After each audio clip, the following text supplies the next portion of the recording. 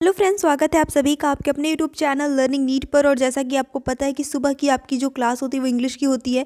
भागिए मत, क्योंकि मैं बता दूं पंक्चुएशन का जो टॉपिक हमारा चल रहा था उसमें अब जनरल चीज़ें ही बची थी, बहुत खास नहीं बचा था। तो आज आपको फिलहाल प्रैक्टिस सेट मिलने वाला है, यानी कि आप प्रैक्टिस सेट सॉल्व करने वाले हैं पंक्चुएशन के नहीं, क्योंकि पंक्चुएशन में जो मैंने नोटिस किए क्वेश्चंस जो है वो ऐसे रहते हैं कि कोई सेंटेंस दिया है उसमें पंक्चुएशन रिलेटेड क्या गड़बड़ी है वो आपको बताना होता है। और ऐसे क्वेश्चन ऐसा नहीं कि आए नहीं है, लेकिन बहुत रेयर ही पूछे गए हैं, इक्का दुक्का ही कभी कभार पूछे गए हैं, बेसिकली नहीं पूछे जाते हैं। तो हम पंक्चुएशन की प्रैक्टिस सेट को स्किप करके जनरल प्रैक्टिस सेट में आ जाते हैं। ठीक है, दो कुछ बचे हुए हैं, उनको आज हम क्या करते हैं थोड़ा सा देख लेते हैं। जस्ट 1 मिनट के अंदर शॉर्टकट में आपको बता देंगे, कंप्लीट हो जाएगा, फिर हम प्रैक्टिस सेट सॉल्व करेंगे। अब क्या एक्सक्लेमेशन मार्क आपका हो गया था, उसके बाद जो है जैसे कि इन्वर्टेड कॉमा किस लिए यूज़ होते हैं, कोटेशंस के लिए, सेइंग्स कहने के लिए, डायरेक्ट नरेशन में, ये सब आपको पता है। डैश का यूज़ क्यों होता है, कहीं कहीं जहाँ कोलोन का यूज़ करना चाहिए वहाँ पे भी हम डैश का यूज़ कर लेते हैं, कोई चीज़ बताने के लिए, या फिर कोई चीज़ हमने इधर लिखी है और इधर, यानी कि left hand side right hand side दोनों लिखते हैं तो बीच में डैश बनाते हैं, उसके सामने क्या है वो बताने के लिए। तो डैश का यूज़ बहुत ही सिंपल है, उसको नहीं देख लेते हैं। हाइफन जो होता है डैश से थोड़ा सा छोटा होता है, इसमें कुछ नोटिस करने वाली चीज़ें थी, इस वजह से मैंने यहाँ पे सिर्फ एग्जांपल्स रख दिए हैं आपको समझाने के लिए। तो यहाँ पे ये बाय मिस्टेक रॉन्ग लग गया है, ये राइट होगा।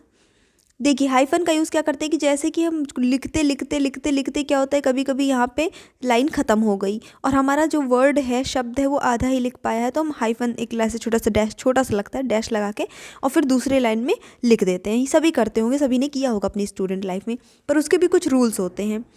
कभी भी वन सिलेबल वाले वर्ड्स को हाइफन यूज़ करके हम ब्रेक नहीं करते हैं। अगर यहाँ पे हमें मान लीजिए बॉय लिखना है, ठीक है, हमें पेंसिल लिखनी है, या हमें कुछ भी ऐसा जो वन सिलेबल वर्ड हो, जो दो शब्दों से मिलके नहीं बना हो, ऐसा है, और यहाँ पे इतनी जगह बची है, मान लीजिए हमारी एक स्पेलिंग दो स्पेलिंग आ जाएगी, बाकी हमें नेक्स्ट लाइन में लिखनी पड़ेगी, तो मत लिखिए, छोड़ दीजिए उतनी लाइन को, नेक्स्ट लाइन से लिखिए। ठीक है, तो जैसे अगर हम बॉय लिखते हैं, मैन लिखते हैं, कोई भी ऐसा वर्ड जो वन सिलेबल का है, एक ही शब्द है, ठीक है, ब्रेक नहीं हो रहा है, तो उसे हम हाइफन लगा के नहीं लिखते हैं। दूसरी बात, कभी भी हम आधा वर्ड नहीं लिखते हैं, जैसे कि पी बस लिख दिए, एंसिल लिख दिए दूसरी लाइन में, तो ये गलत हो जाएगा। पेन सिल कर सकते हैं, पेन अलग है, सिल अलग है, उसको हम कर सकते हैं, ठीक है, बीच में हाइफन आ सकता है, बट इस तरह से नहीं लिखते हैं कि एक स्पेलिंग लिख के और फिर बाकी पूरा वर्ड हम दूसरी लाइन पे लिख दें हाइफन लगा के, ये गलत है। ऐसा वर्ड जो उसमें सिलेबल होते हैं ज़्यादा, उनको हम सिलेबल के अकॉर्डिंग ब्रेक कर सकते हैं। जैसे मिसअंडरस्टैंडिंग एक वर्ड हमें लिखनी है, मिस लिख दिया, हाइफन लगा के अंडरस्टैंडिंग दूसरे लाइन में लगा दिया हमने, ठीक है। या अंडरस्टैंडिंग होता तो अंडरस्टैंड लिख के और डैश करके, मतलब हाइफन लगा के ING अलग उसमें लिख देते, पर ऐसा नहीं कि MI लिख के और फिर डैश लगा के SUNDER अगले लाइन पे लिख देंगे, वो गलत हो जाएगा। ठीक है, तो कोई भी शब्द जितने सिलेबल में ब्रेक जहाँ से हो रहा है वहीं पर हम हाइफन लगाते हैं। इसके बाद पैरेंथेसिस क्या होते हैं, या डबल डैश जिसे कहा जाता है, ऐसे ऐसे रहते हैं। ये क्या होते हैं, तो ये क्या होता है कि कोई भी फ्रेज़ या क्लॉज जिसका सेंटेंस है, कोई ग्रामेटिकली कनेक्शन नहीं है, जनरली लिटरेचर में आपको ये चीज़ें देखने को मिलती हैं, जनरली वे में यूज़ कर लिया जाता है, बहुत ज़्यादा ग्रामेटिकल कनेक्शन नहीं होता है, उसको मेन सेंटेंस से अलग करने के लिए। जैसे यहाँ पे एक सेंटेंस है, ही फादर्ड फ्रॉम हेवन, फिर ये डबल डैश है, ये एक्चुअली जुड़ा हुआ सा दिख रहा है क्योंकि पास पास है, ट्विन सन्स, तो यहाँ पे ग्रामेटिकली ये पार्ट इससे कनेक्टेड तो नहीं दिख रहा है, लेकिन है वही चीज़ कि भाई वो जुड़वा बच्चे चाहता था, वही उसको इसी चीज़ की चाहती थी, और उसको ईश्वर ने दो जुड़वा बच्चों का पिता बना के उसकी विश को पूरा कर दिया, कहना यहाँ पे ये चाह रहा है ना। पर ये हमें ग्रामेटिकली उतना जो हम लोगों ने स्ट्रक्चर पढ़े हैं सेंटेंस की, ये सारी चीज़ें पढ़ी हैं, उससे कहीं हमें मैच करता हुआ नहीं दिख रहा है, पर अर्थ निकल रहा है। लिटरेचर पढ़ेंगे इंग्लिश का तो उसमें आपको इस तरह के बहुत सारे सेंटेंसेस मिलेंगे। खैर, अब आते हैं प्रैक्टिस सेट पे। ये दो इम्पॉर्टेंट लग रहा था मुझे, तो मैंने बता दिया, टॉपिक कंप्लीट हो जाए ताकि। रेडी, चलिए आंसर करिए। वॉइस चेंज करनी है इसमें। 5 explosions rocked Pune today. 5 explosions rocked Pune today. पहली बात, आप क्या करना है, आपको सबसे पहले टेंस देखना है कि कौन से टेंस में है। तो 5 एक्सप्लोजन सब्जेक्ट के जस्ट बाद वर्ब की सेकंड फॉर्म आ गई है, तो मतलब आपका सिंपल पास्ट टेंस है।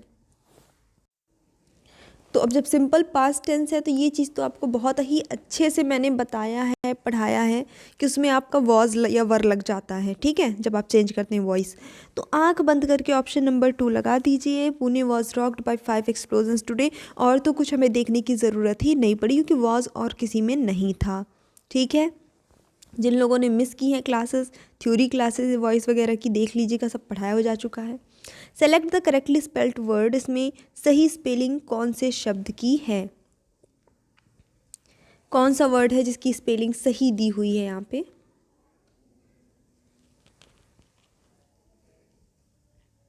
तो यूबिक्यूटस एक वर्ड होता है जिसका अर्थ होता है सर्वव्यापी, जो हर जगह है, ठीक है। उसकी स्पेलिंग होती है QUITOUS। तो आपका ऑप्शन नंबर सी वाला जो है वो सही हो जाता है, ठीक है। एक नया वर्ड मिला, याद कर लीजिए फटाफट से, सर्वव्यापी इसका अर्थ होता है। सो नेक्स्ट में आपको समानार्थी शब्द बताना है परयूस का। परयूस, यहाँ पे आपको एक वर्ड दिखता है जिसका अर्थ समान हो, लगभग लगभग पर्यायवाची कह सकते हैं जिसको। तो देखिए इसका अर्थ होता है ध्यान से पढ़ना। तो समानार्थी हम तो नहीं कह सकते, लेकिन नियरेस्ट टू द मीनिंग, जैसे कि express the meaning of the given word, तो उसमें आपका ऑप्शन नंबर बी से ही आ जाता है एग्जामिन। इसका अर्थ भी होता है परीक्षण अथवा जांच करना। लगभग लगभग रिलेटेड है, एकदम एग्जैक्ट पर्याय तो हम नहीं कह सकते हैं। स्टडी, प्रॉब, एनालिसिस, ये इसके एग्जैक्ट पर्याय के अंतर्गत आ जाते हैं। तो ये भी सिनोनिम की लिस्ट में ही इसके आ जाता है, ठीक है। नेक्स्ट देख लेते हैं। Select the one which is opposite in the meaning of given word. Okay, eloquent, इसका विपरीत शब्द बताना है आपको। इसका अर्थ चलिए मैं आपको थोड़ा हिंट कर देती हूँ। इसका अर्थ होता है वाक्पटु। वाक्पटु यानी कि जो बात करने में बहुत अच्छा रहता है, बहुत अच्छे से अपनी बात को रख पाता है। तो इसका विपरीतार्थक शब्द जो हो जाता है वो होता है इनआर्टिकुलेट। इनआर्टिकुलेट मतलब जो अपनी बात को व्यक्त करने में असमर्थ हो, इनआर्टिकुलेट, ठीक है। Next, choose the narration of the following sentence. He asked me why I was late. ये आसान है काफ़ी। ही आस्क्ड मी सब में लगा हुआ है, कुछ सोचना ही नहीं है रिपोर्टिंग वर्ब में आपको। डायरेक्ट में चेंज करना है। Why are you late, why I was late, why you are late, why am I late.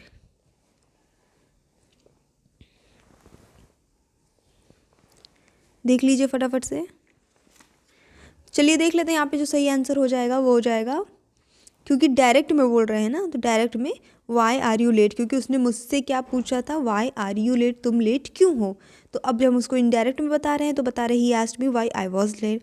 उसने मुझसे पूछा कि मैं लेट क्यों था। ये मैं इनडायरेक्ट, हम लोग इनडायरेक्ट में बोल रहे हैं। तो इनडायरेक्ट पहले से लिखा है, उसी का उल्टा आपको करके डायरेक्ट लगाना है। देखिए बात वही है, चाहे डायरेक्ट हो इनडायरेक्ट में करें, चाहे डायरेक्ट या इनडायरेक्ट को डायरेक्ट में, है ना, रूल वही अप्लाई होते हैं, बस उल्टा कर देना रहता है। अच्छा चलिए बताइए यहाँ पे क्या आएगा। This night is as blank as that night. Sharply, sharp, more sharp, more sharply. अभी एक दिन पहले, कुछ दिन पहले मैं सेंटेंसेस के बारे में शायद आपको पढ़ा रही थी। व्हाट आई रिमेंबर कि एज ब्लैंक एज मतलब एज वाले जो है चीज़ें आई हुई थी।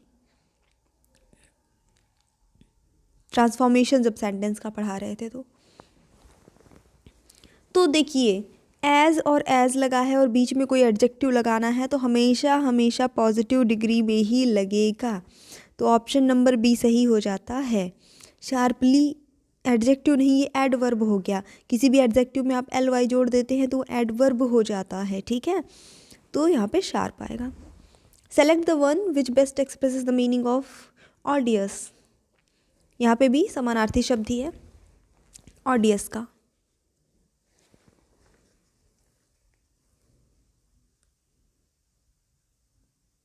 फटाफट से बता दीजिए। तो क्योंकि ऑडियस मतलब होता है घिनौना, घृणित, जिससे घृणा हो, तो क्या हो जाएगा, हेटफुल। हेट का मतलब मेरे ख्याल से सभी को पता है, तो आपका ऑप्शन नंबर यहाँ पे सही हो जाता है। अपोजिट बताना है स्टिंगी का।